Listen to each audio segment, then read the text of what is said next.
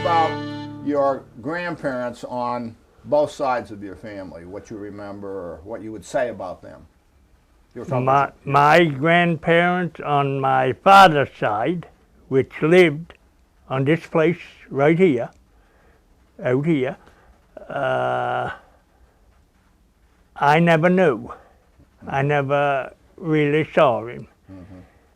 What about your grandmother? My grandmother, I did. She lived with my father in the same house as what we was. And what about your grandparents? My grandparents on my mother's side was from Bridgewater, and I knew them pretty good. And they were all farmers. We're talking. They was all farmers. Everybody was a farmer at that time. Right. Yeah. Okay. And did they have big families? My grandfather, yes, both of them did. They both did. And I come out of more than a big family.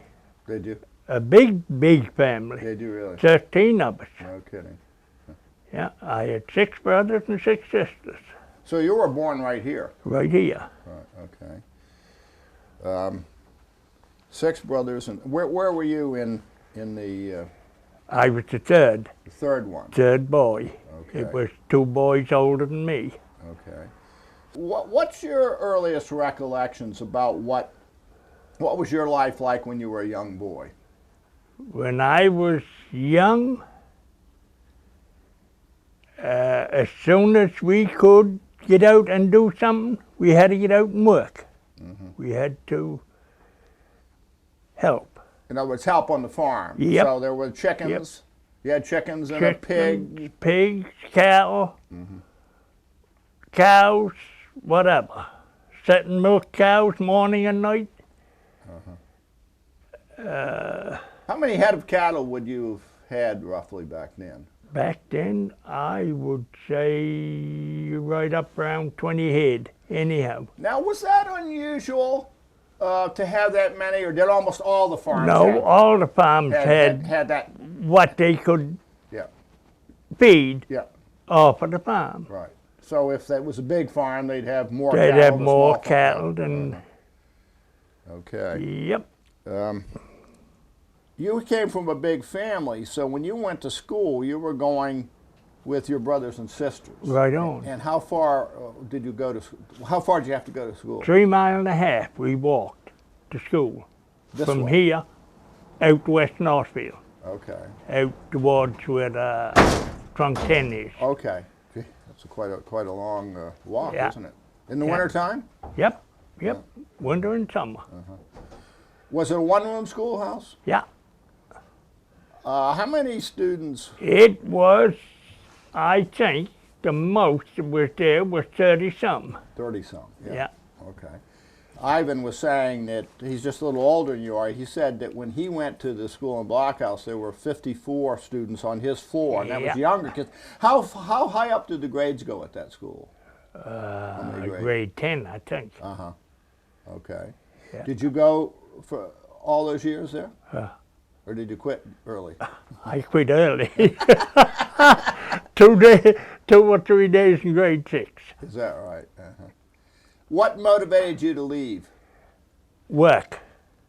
Was it pressure put on you to work, or was it your own decision? No, it was my own decision. I used to, when I was 12, 13, 14, I'd go with my father back here on the Hardwood Hill one afternoon, and we'd load a load of hardwood on the wagon. That was a cord, long cord, or 3 short cord, whatever you want to call it. And 4 o'clock next morning, we get up with the oxen and head for Bridgewater with it. How long did it take to get to Bridgewater? 4 hours and a half.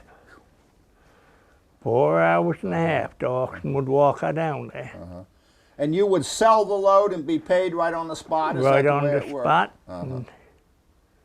Then he'd bring groceries home, and we'd do the same thing the next week, every week. We went. Now, was that primarily a winter job, or was it year-round? That was year-round. Year-round, Yeah. With some of the trees, bigger as a car tire, but then it was all split up. When you got to town, when you got where they wanted it, we take it in our arms and carry it in and pile it. You split it, you mean? Yep. Or they split it? You No, split it? we split it. By hand? Yep. So you had a string of customers that you had to satisfy. You got it now. Yep. Now, in this community, how much competition did you have? Were there other people doing exactly what you were doing? Not a great lot. There was one fella down here with a horse used to do it, and another fella up the road a little ways used to go. Okay. About every week they go with. That's the way they made their living. I was 16, 17, something like that. And 7 miles up the road here was an old blacksmith shop and a blacksmith. And my father sent me one afternoon to take the oxen up and get shoes put on them. So I took them up, and the old blacksmith come out of the house and come down to the shop, and we put the one in the frame, and we pulled his foot up, and I helped him tie it fast, and he pulled the shoes off that was on and fixed his foot up and put one shoe back on, and he said, "There, that's the last shoe I'm nailing on an ox. If you want your oxen shod, you shoe 'em yourself." And did you have to do that? And that's what I had to do. And you'd never done it before? I never done it, only home. We'd lay him on a bench and you maybe you'd done it. So. maybe tack a shoe on. Yeah, I knew how it was done, but I never had to do it. But that's from then on. That's when I got myself in trouble. What do you mean you got yourself in trouble? From then on, then I had a shoe. When did the ox yokes come into this picture? That was a little later than the shoeing part, because my father made yokes before me. I made them though before I was married. That was before I was 25. And did you ever, we were talking about this, well, while we're on the subject of yokes, we were talking about this one. yeah. And this was an old German style yoke. Yep. Did you ever see people using that type? Yeah. Yeah. When you were young, they still used them. Yep. Right. There was a fellow over here in Baker Settlement that used to make them gallows yoke, they call it. Gallows, as in hanging people? Yeah. I wonder why it got named that. I don't know. I don't know. And how is this one? I mean, obviously the difference is this, and you could take your hand and hold it there. Hold it. Now, why? Okay, now you do it on the pegs that are there. Yeah. Yeah. Okay. Do you have any guess as to why they shifted away from this style? From this style? Yeah. This is harder to make. Harder to make. They old. They got lazy, in other words. Well, you got to be careful when you're cutting this out here. Because you could ruin the whole thing. Well, you could split that off, and then the whole yoke is going in. Yeah, that's an old type gallows yoke, and that was on probably a pair of Jersey oxen. Something that the family cow had. Why do you say that? On account of the horns and the head. Okay. Wouldn't mean much to me. No, but does to me. Yeah. Because Hereford, the horn is straighter and longer. Okay. Now explain how you think this functions. That's just more or less for a patron or somebody wanted to try, see how they could get a pair of oxen's horns apart. You see what I mean?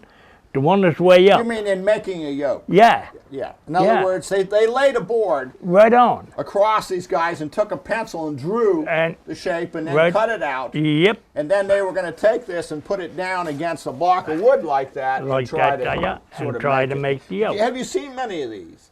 No. No, I thought No. it was, you know, I hadn't seen one, and I just picked it up somewhere here in the county. Tell you the truth, Barn. that's the first one I ever seen. Say somebody called you into their farm to make an ox yoke, and you arrive there on a certain day with your piece of, what's this wood? Yellow birch. Yellow birch. Is it always yellow birch, pretty Yep, much? pretty much. You take a piece of birch with you, right? Yeah. And from the time you arrive to the time you leave with a finished yoke, how long roughly are we talking about? 2 hours and a half. Get the All right. answer. In the olden days, you started with a piece of birch like that out there, and an axe. Now I mean a double-bitted axe, and you used it off, made it square. Now I use that right there, power Chainsaw, saw, right. That's cheating. and square it. Okay. And then when you get it squared, then I use that right there. Yeah. That's my adze. But you gotta have it, everything marked off. So you have to measure them pretty carefully. Yeah, yeah. Every once in a while you do. You do. You make a wrong move, a wrong cut. And then when you get done with the edge, that right there, that's the draw knife. Can you do that from your chair? You want to sit down and do that? No, It must be pretty sharp. that is sharp.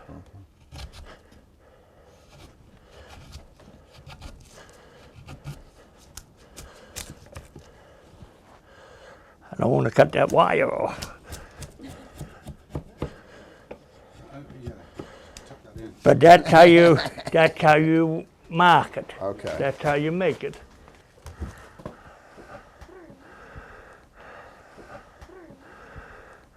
And now when you get done with that, this here is how you smoothen it. Yeah.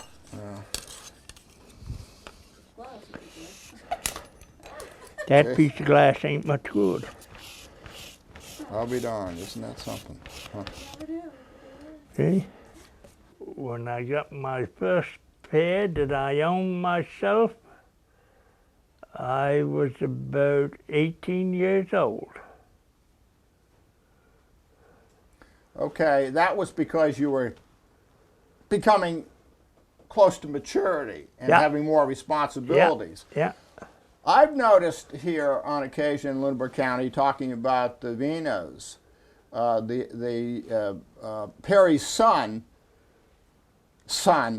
who was about this big, used to see him out on the road training Yeah. a pair of oxen, and he was only 7 or 8 years old. Yeah. Now, was that done back then, or is that more of a modern thing? No, that was done back then too. Okay.